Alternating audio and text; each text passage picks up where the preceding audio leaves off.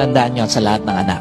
Yung tatay na nasa tabi mo ngayon, pag nagkasakit, kahit anong bawi mo, wala nang kwenta yan.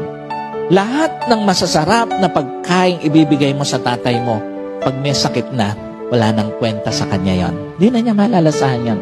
Lahat ng mamahaling kainan na pagdadalan mo sa kanya, pag may sakit na tatay mo, wala nang kwenta sa kanya yon. At lahat ng mga sikat na lugar na pagdadalan mo sa tatay mo, pag may sakit na siya, wala nang kwenta sa kanya yon.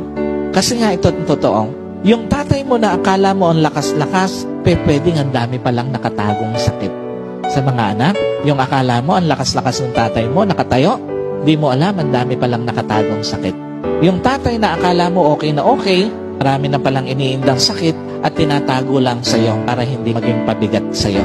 Tandaan niyo po, anumang pagkakataon na ninakaw ng sakit para mapakain mo ng masarap ang tatay mo, hindi na maibabalik yon. Anumang pagkakataon na ninakaw ng sakit para maipasyal mo yung tatay mo sa mga lugar na gusto niyang puntahan, hindi na maibabalik yon. At anumang pagkakataon na ninakaw ng sakit para mapasaya mo tatay mo, hindi mo na maibabalik yon. Ganong kalupit ang sakit kung magnakaw ng pagkakataon sa isang anak para mapahalagahan ng tama yung kanilang magulang.